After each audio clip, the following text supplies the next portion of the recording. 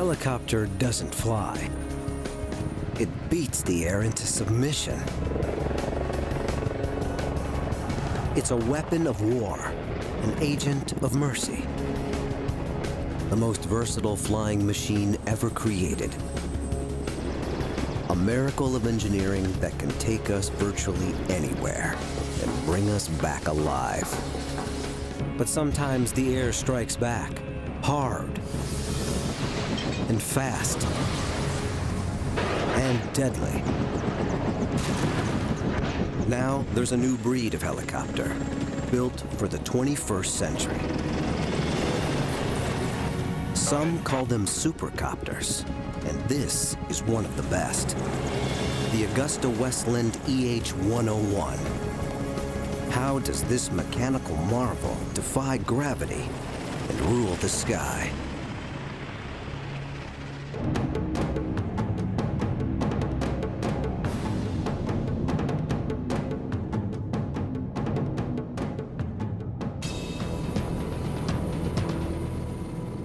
Somewhere off the coast of Italy, a man is drowning.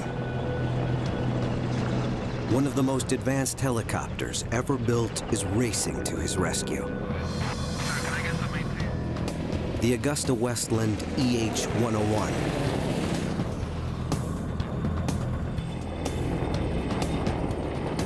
It's designed for an emergency like this.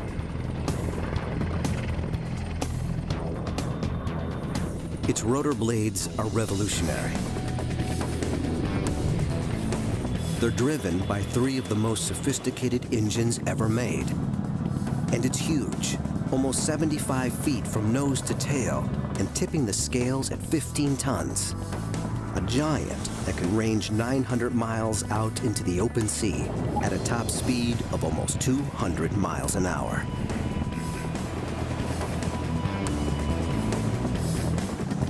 And when it finds its man, it can fight winds of over 50 miles an hour to hover rock steady in the sky, saving seconds in a race where death holds the stopwatch.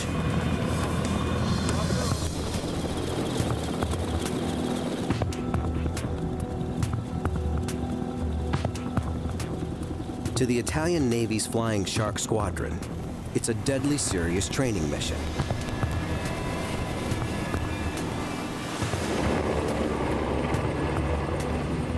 But to the EH-101, this is child's play.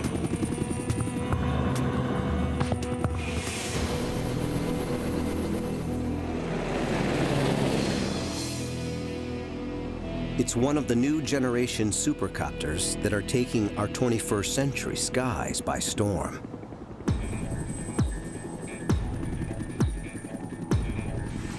The Sikorsky S-92.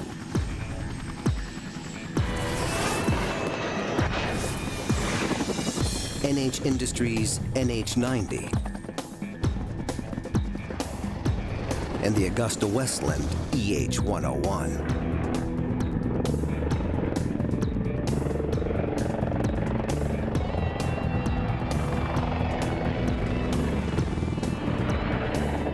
This American version of the EH-101, known as the US-101, was chosen by the US Navy as the next presidential helicopter.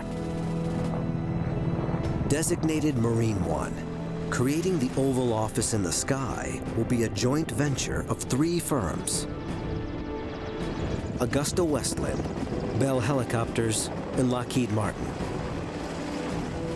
It will truly be a supercopter.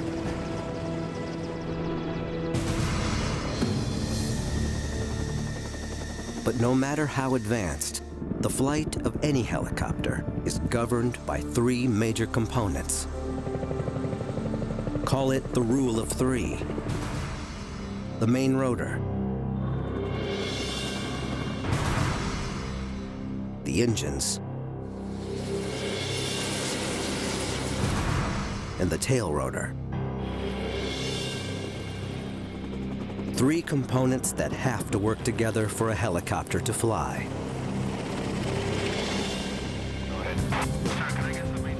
And this is what the rule of 3 can achieve.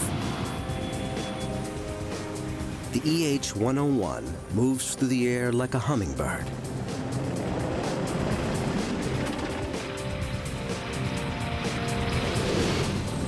A 15-ton hummingbird. It's precisely because helicopters like the EH-101 can do what no other aircraft can do, can go where no other aircraft can go, can reach places we can reach by no other means, that we've come to depend on them. But when even one component in the rule of three fails, flying machines can become killing machines.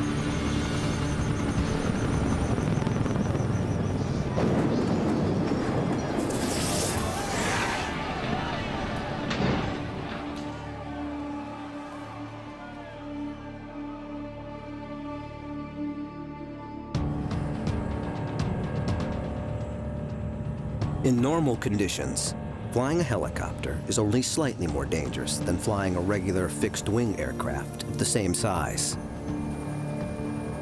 But we did not create the helicopter for the easy jobs of flight. It was made to operate in the outer envelope of risk.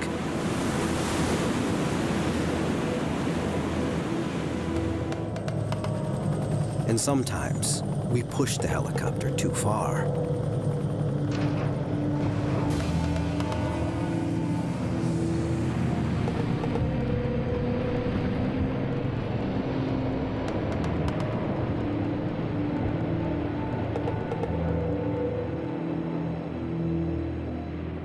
The simple but mysterious truth is that the helicopter is a flying machine that doesn't want to fly.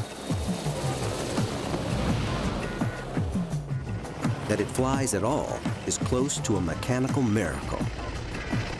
A helicopter sitting on the ground is actually more capable of beating itself to death by rolling over and the blades thrashing around in the air than it is of actually flying. The first component in the helicopter's rule of three is its main rotor. Fixed-wing aircraft fly because of the way air naturally flows over their wings as the plane moves forward. They are literally pulled through the air. A helicopter's rotors act like spinning wings. As air moves through them, the rotors lift it up, tugging the bird into the sky. And the main rotor doesn't just lift the helicopter, it also propels it forward by driving air backward.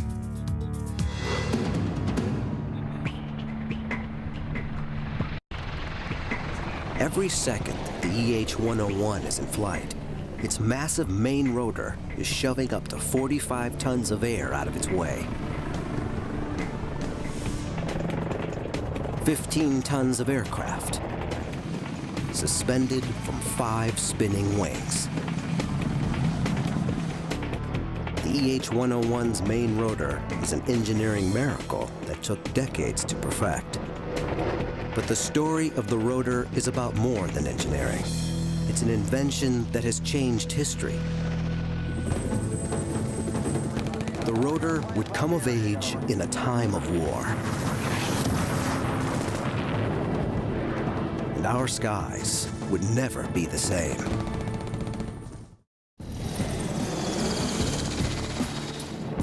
Creating helicopters as advanced as today's supercopters is like creating a robot that can dance. It took us almost as long to solve the mysteries of vertical flight as it did to reach the moon.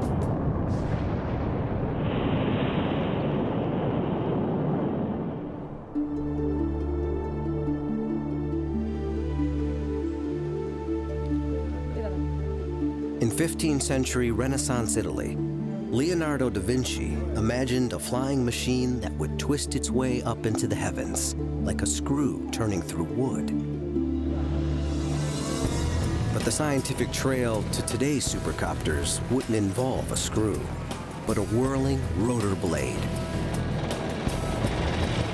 It's the first and most important component of the rule of three that governs all helicopter flight. Early rotor blades were made of wood, spinning airfoils that achieved lift, but not much more. But over decades of development, rotors became more versatile and more robust, finally propelling the helicopter from the sidelines of flight to the center stage of conflict. A conflict that would last 20 years and involve 3 million American soldiers.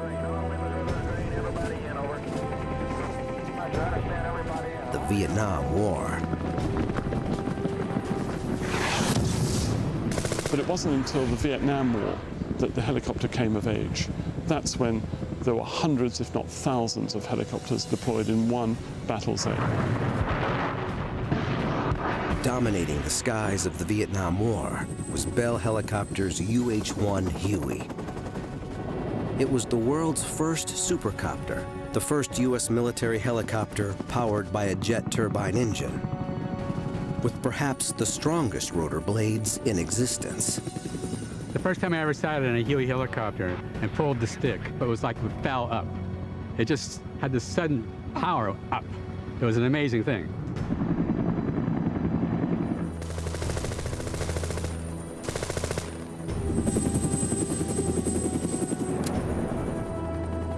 Although all metal rotors had been fitted to earlier helicopters, the Huey's thick 44-foot-long blade set a new standard for toughness. Everybody in, over. I understand everybody in. All the airplanes left the area yet, over. They could take small arms fire from any conceivable direction and usually survive quite well. Bob Mason is a legendary Vietnam War pilot whose book Chicken Hawk tells his and the Huey's incredible story of war and survival.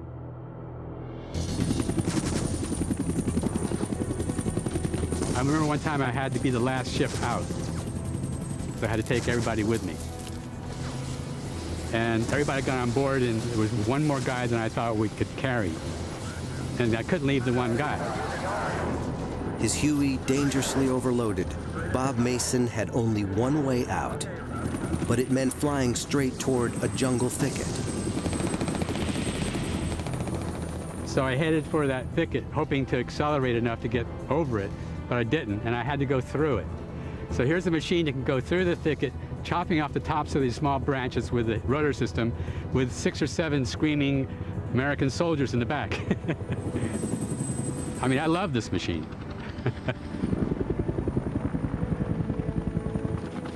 If the Huey was the supercopter of the 20th century, the EH-101 is chasing that title into the 21st. And just like the Vietnam-era Huey, this supercopter's main rotor blade is a primary reason for its success. But while the Huey's rotors were all metal, the core of the EH-101's blades is paper. Using state-of-the-art technology and composite materials like carbon and glass fiber, these rotors are much lighter and more durable than all metal blades. A core of honeycomb paper is combined with pieces of foam, carved to precise dimensions. They're wrapped with layer after layer of composite fiber material, then baked in a pressurized chamber to become as hard as steel. Finished with titanium edges, they're as battle-ready as a blade can be. When a bullet hits an all-metal rotor, it sends fractures through the entire width of the blade. But when a composite blade takes a hit, the interwoven fibers around the bullet hole are undamaged. And this is what really sets this rotor blade apart, a wing tip. This feature has virtually solved 2 of the main problems helicopters suffer. Rotor noise, which can warn an enemy of a helicopter's approach, and brownout, dust storms that can blind a pilot during desert takeoffs and landings. Jobs don't come much tougher for a helicopter than pulling hostages out of hostile territory. especially when that territory is a desert.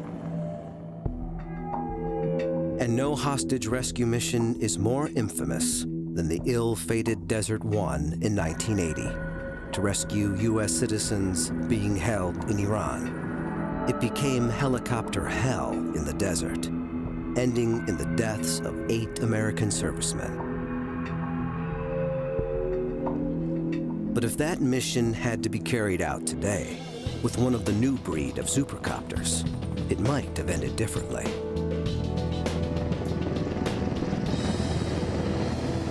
One of a helicopter's greatest handicaps during a rescue operation like Desert One is the noise made by its rotors. The enemy can hear it coming. Most rotor noise is caused by the tips of the helicopter's blades, moving through the air at supersonic speed. The telltale beating sound is actually a series of mini-sonic booms created by the rotor tips. And that's where these wing-tipped rotor blades have a killer advantage.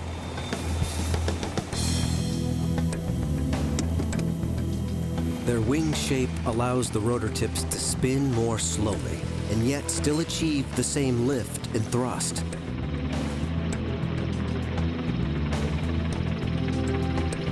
Because the rotor tips don't create the sonic boom effect, the pilots who've flown the EH-101 in battle say it's one of the quietest helicopters flying.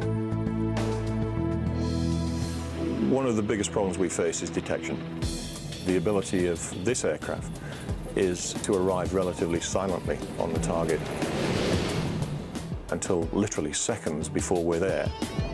Mike Stangroom is a pilot with the British Royal Air Force's 28th Squadron. He captains their newest asset, the EH-101. But we can go alone and unafraid into hostile territory in confidence.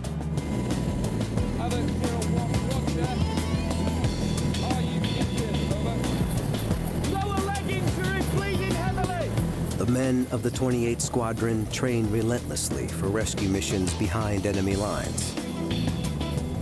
Timing, positioning, and speed must come together.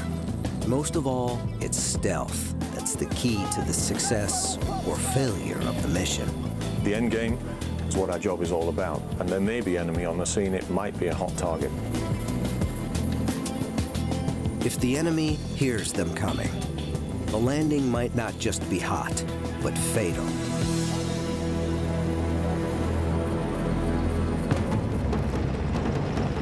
The EH-101's wing-tipped rotors allow it to carry a rescue force through hostile skies virtually undetected.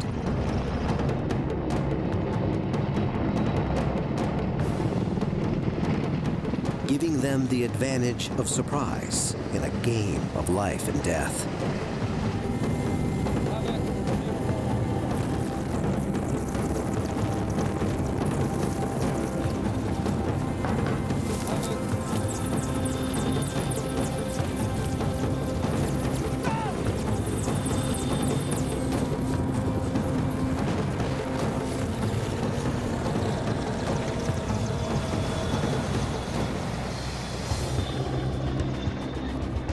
The rescue force finds its target.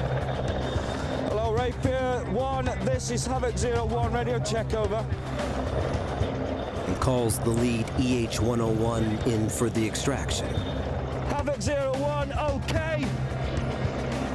Packaging casualty. Guys, 1 minute.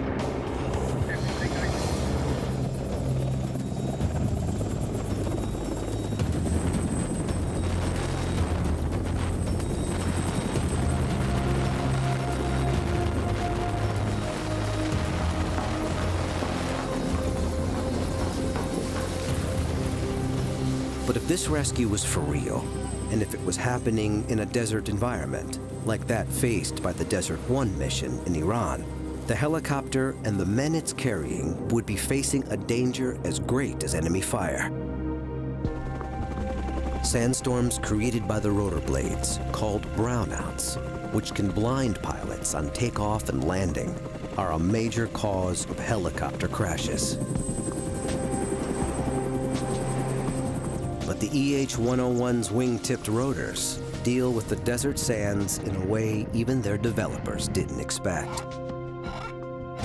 Unlike other rotor blades, the wingtips focus the main force of their downwash at the outside edge of what's called the rotor disc, carving a window of clear air through the brownout.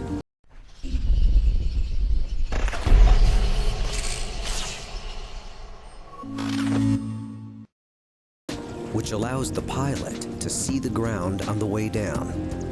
It's called the donut effect. The pilot flies in that hole. He has excellent visibility for 90% of the approach. And in the critical stages, he can see his landing point very easily. And what works for sand works equally for snow. The wingtip rotors defeat whiteout just as effectively as brownout.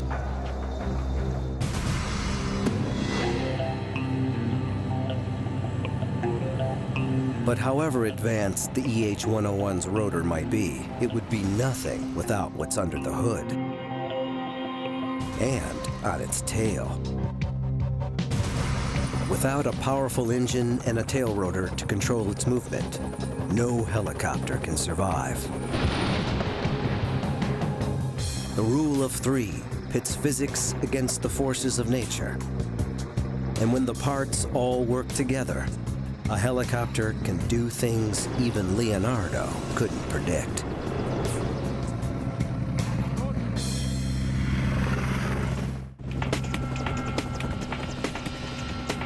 Beneath the whirling blades of the EH-101 lies the beating heart of this flying machine. 6,000 horsepower drives 15 tons of aircraft into the sky. The second component of the rule of three, the gas turbine jet engine. And it doesn't have just one, it has three. Each is about the same size as the engine of a family car, but each packs 10 times the punch. But while jet engines on fixed-wing aircraft provide forward thrust, in a helicopter, all that power goes into turning the rotor blades. It's like a giant propeller. The spinning rotor drives the helicopter through the air. The engine's job is to keep the rotor spinning at exactly the same speed, no matter how strong the wind or what the aircraft is trying to do. It's like asking a car engine to maintain the exact speed no matter how steep the hill. The engines must not stall. They must not slow down. They have to keep the rotor spinning, no matter how aggressively the helicopter is being thrown through the sky. And the 21st century engines that power the new generation supercopters can do just that. They enable the kind of power flying that would not have been possible with older generation engines.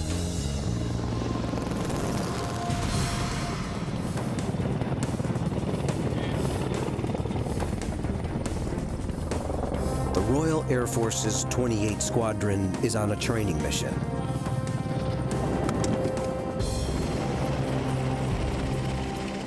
Their task? To stalk and intercept a speeding car.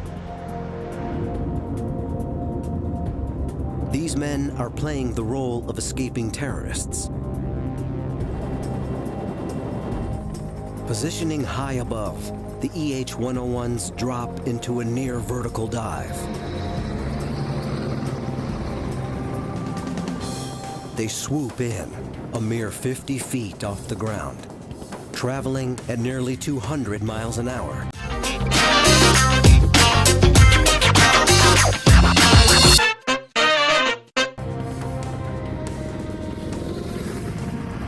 Then the aircraft snaps into an incredible aerial switchback. Its engines absorb the shock of this maneuver without missing a beat. The copter hits the ground in a maelstrom of dust,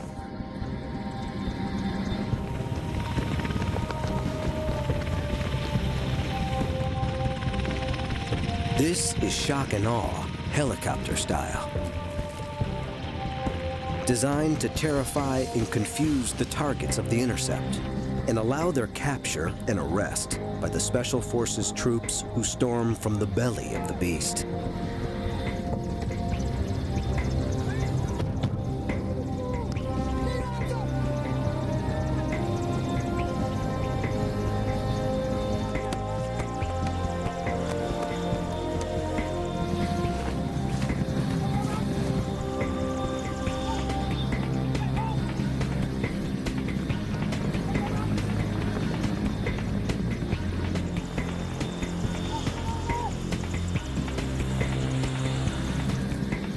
Within seconds, it's all over.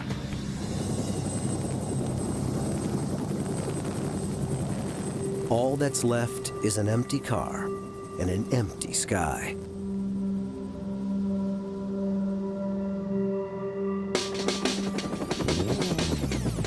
The secret to this maneuver is the sheer power and computer-managed precision of the EH-101's engines. To deconstruct how they work, watch this again. First, the initial dive. The copter drops almost straight down. Its rotor blades are spinning at a steady 214 RPM, but they're not actually pushing much air. For the engines, this is the easy part. 50 feet from the ground, the copters level out for their attack run. The rotors are biting hard into the air, forcing air backwards to propel the EH-101 at its top speed of nearly 200 miles an hour. The engines have to take the strain and keep the rotors spinning at exactly the same rate of 214 RPM, despite their extra workload. Every movement of the rotor blades is communicated directly to the engines by the helicopter's onboard computers. But the moment's approaching that will set these engines apart from all that have gone before. This extraordinary aerial switchback from top speed to a dead stop and back again. The trick, for me, is to get the aircraft turned round through 180 degrees and to lose what could be up to 180 miles an hour to zero in a very short distance. As you'll appreciate, that's a very aggressive maneuver. The main rotors are fighting the air. First to stop the aircraft, then turn it around, then to bring it down fast. It's an enormous shock to the rotor blades, and it's transferred directly to the engines. If the engines stall, as older generation engines might, the 15-ton aircraft would fall from the sky. But the EH-101's engines absorb the shock of the switchback and keep the rotor spinning at a constant rate, pulling it through its violent 180-degree turn.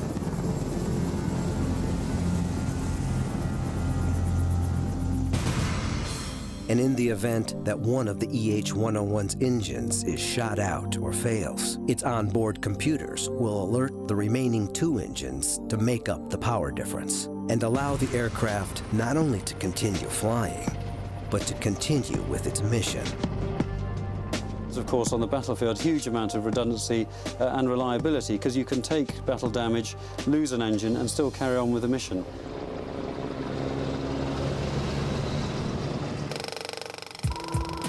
Most of the weight early helicopters were actually lifting was the weight of their heavy and underpowered piston engines.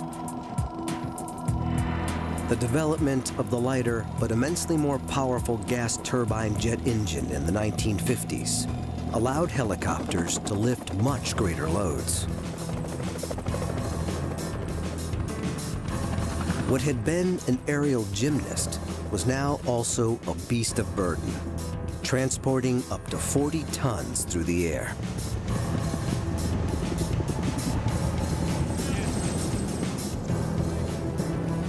And while the EH-101 is not designed to be a heavyweight lifter, it can still carry a truck. or pack 50 evacuees into its cargo area. And most importantly, its 3 computer-controlled engines allow it to hover rock solid in winds over 50 miles an hour.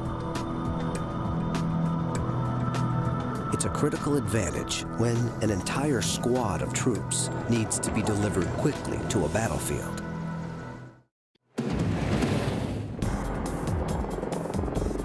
In the rule of 3 that governs all helicopter flight, the main rotor provides lift and propulsion.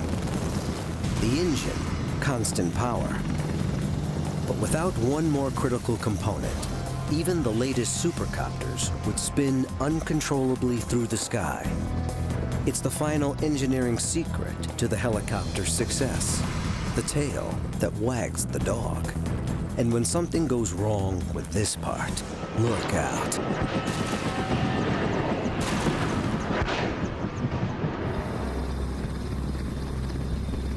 Heavy weather, high-octane jet fuel, and a 15-ton helicopter hovering above the deck of a warship at sea.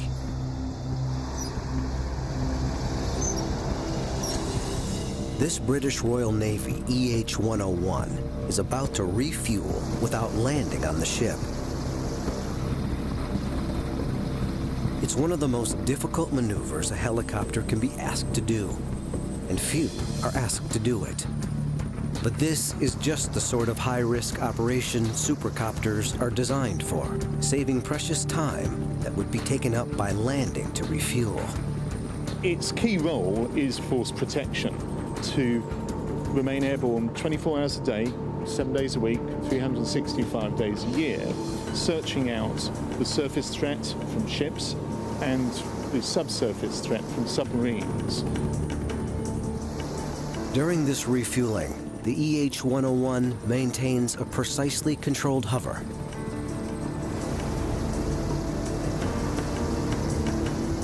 Its powerful gas turbine engines drive 5 of the most advanced rotor blades ever created, keeping it rock steady in the air. But guiding it closer and closer to the ship and the waiting fuel line is the 3rd component in the rule of 3 that governs all helicopter flight. Its whirling tail rotor.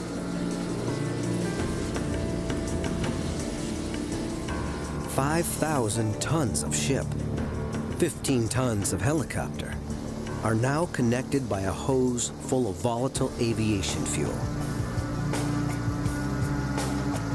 There's no margin of error.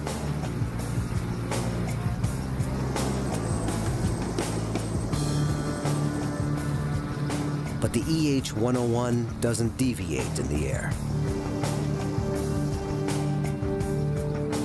Thanks to the precision guidance of its tail rotor. The tail rotor is absolutely fundamental to the flight of helicopters. If you like, it's the tail which wags the dog.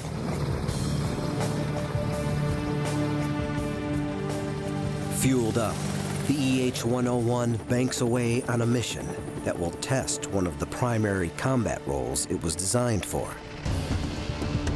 hunting and destroying enemy submarines. The EH-101 finds and tracks the sub with its sophisticated and highly classified onboard sonar.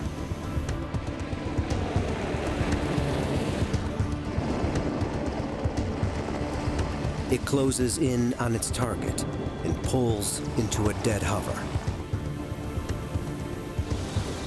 Then it lowers the submarine's worst nightmare: a sophisticated dipping sonar array.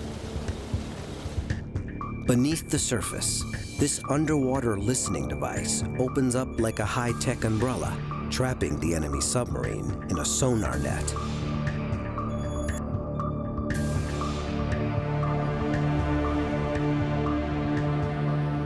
If this war game were for real, the sub would be cornered and facing a potentially deadly attack. Targeted by one of the EH-101's 4 Stingray homing torpedoes. It can also carry sophisticated depth charges, as well as sea-skimming anti-ship missiles to take out enemy ships. But to win this game of war, the EH-101 has relied on its tail rotor to steer it through the sky. It's the tail rotor's job to counter and control the powerful rotational force generated by the EH-101's main rotor blades. The main rotor wants to spin the body of the helicopter one way. The tail rotor forces air in the opposite direction. And by controlling the amount of air forced out by the tail rotor, the pilot uses it as a rudder to steer the helicopter through the sky. Of all the hurdles early helicopter designers had to overcome, stopping the aircraft from spinning around its main rotor was perhaps the most difficult. Double rotors spinning in opposite directions was the first solution. Then came the twin rotor system, with the spin of each set of rotor blades canceling out the other. This did provide an answer, and also gave helicopters like the Boeing Chinook greater lift capabilities than most single-rotored craft.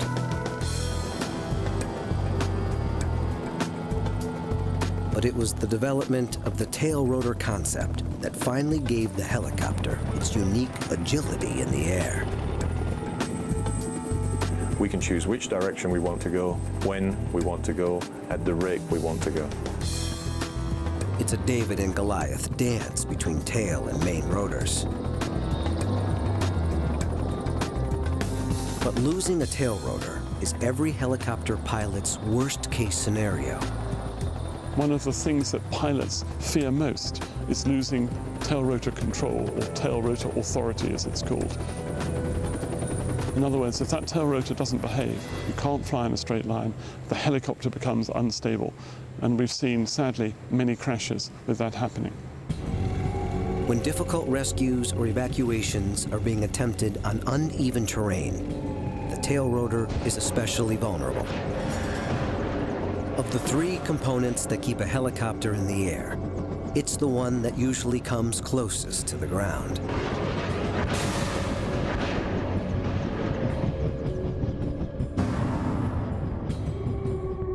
That's why the EH-101's tail rotor is positioned high on its tail, nearly 9 feet off the ground.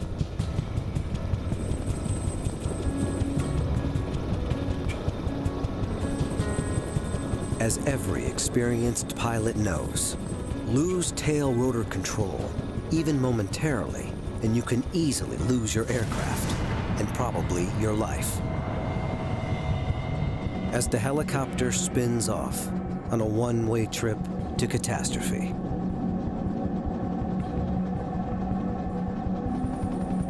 Then, the components that kept it airborne shatter it against the ground, literally beating itself and its passengers to death. But many helicopter crashes occur when we ask too much of this unique flying machine. The jobs they get assigned are so very dangerous. We're asking them to do things that other aircraft can't do. Whether it's going up to the top of Everest and plucking off an injured climber at 21,000 feet, or going into the eye of a hurricane and bringing back people from the perfect storm. Helicopters can save lives, and you can get them to hospital faster than any other means. We put helicopters into extreme situations for the simple reason that nothing else can do the job. Helicopters can punch a hole in a hurricane and rescue men and women who would otherwise be condemned. Helicopters can take the fight against a forest fire to the very heart of the inferno, an aerial assault by water where no man or machine dare go. And as an air ambulance, a rapid response agent of mercy, when minutes, even seconds, can mean the difference between life and death. The helicopter is the undisputed champion of the injured and the sick.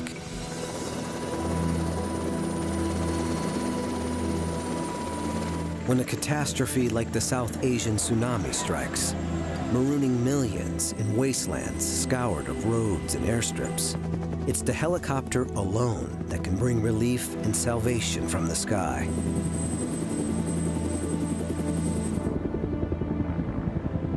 This was one of the greatest airlifts in history.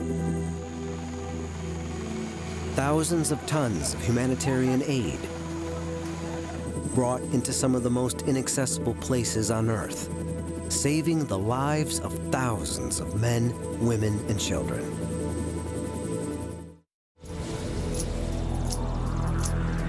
The latest generation of supercopters, like the EH-101, are pushing the boundaries of vertical flight. But there's still one component that makes all of it possible. The human in the driver's seat. Mastering a helicopter's movement through the air takes both hands, both feet, and supreme confidence.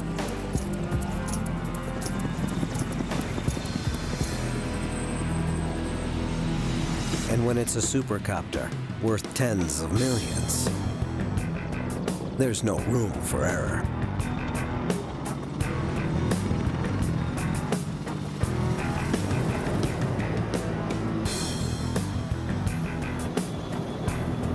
Few things are more difficult than controlling a helicopter in the sky.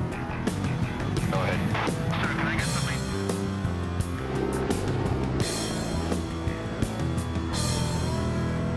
They say that if you can hop up and down, rub your tummy in a circular fashion and your head in a counterclockwise fashion with your eyes closed, then you can fly a helicopter. It's the helicopter pilot who transforms mere machine into an agent of salvation, or an instrument of vengeance. The rule of three, main rotor, gas turbine engine, and tail rotor allows the helicopter to fly.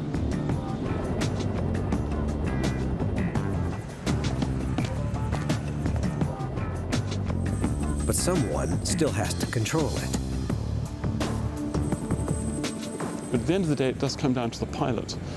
And I think it takes an extraordinary brand of aviator. At any given moment in flight, a helicopter can go up or down, side to side, forward or backward, or virtually any combination of those directions.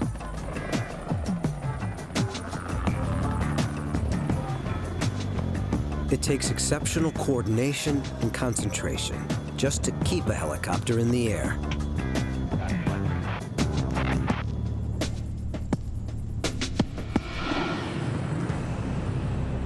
Massimo Porro commands the Italian Navy's #1 Flying Shark Squadron.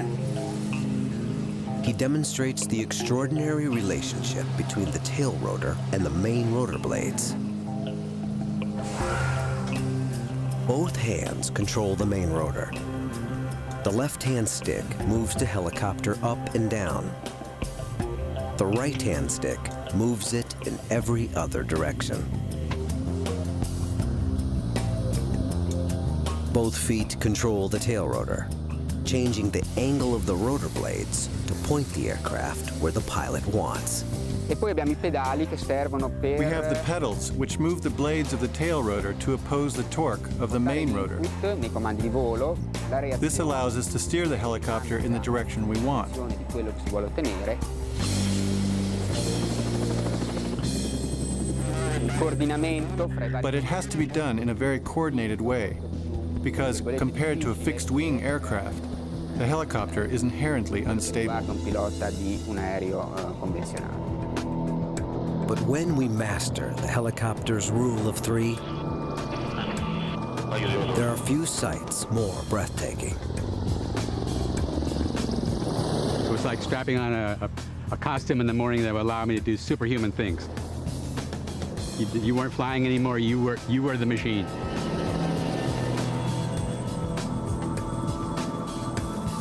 But today's supercopters are far more than mere helicopters. Behind the cockpit of this Royal Navy EH-101 is a sophisticated command and control center. It can direct a battle on land or sea, or launch advanced aerial weapons to destroy a submarine or an enemy ship, or carry out reconnaissance and electronic surveillance.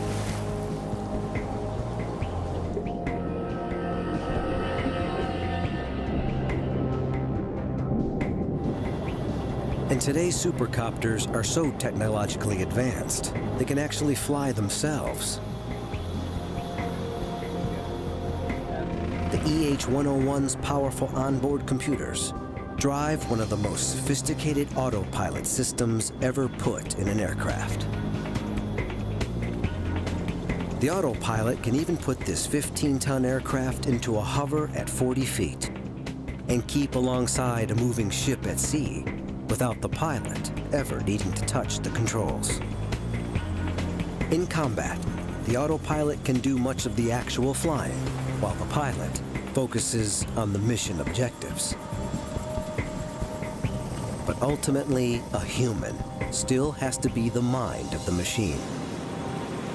However sophisticated the autopilot, only a human pilot can actually land an EH-101.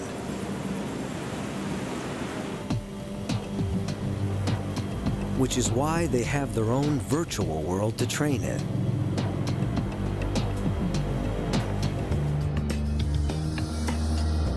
One of the most advanced flight simulators on the planet. Inside this 24-foot steel sphere is an exact EH-101 cockpit, complete with high-fidelity graphics. The helicopter's movements in flight are precisely mimicked by computer-controlled hydraulics.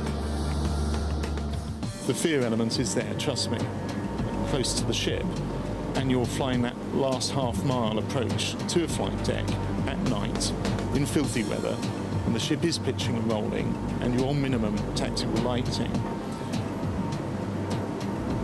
I've certainly been seriously scared in helicopter simulators because they are so real, and walked out of the cockpit white and shaking, I suspect, if the truth be known. It cost around $5 million to equip a single pilot with the skills required to fly out of this high-fidelity computer game into the real world. But when the aircraft you're flying is worth $100 million, you can't afford to let it down.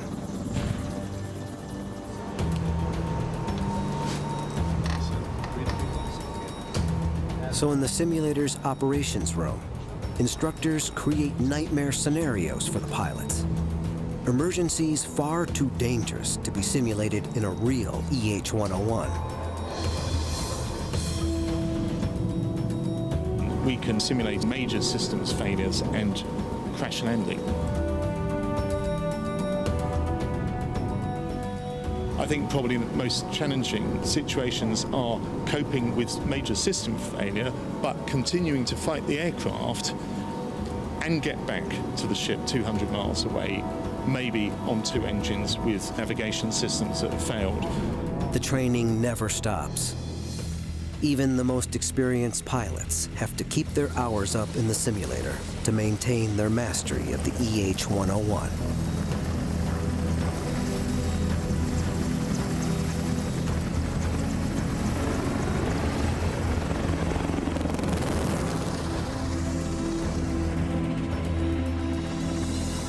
But they consider themselves not so much elite as lucky. The father of the helicopter, Leonardo da Vinci, would love to fly this helicopter. You could just see him saying, well, I told you so. 500 years ago, I told you we could do this. And here it is, the ultimate helicopter.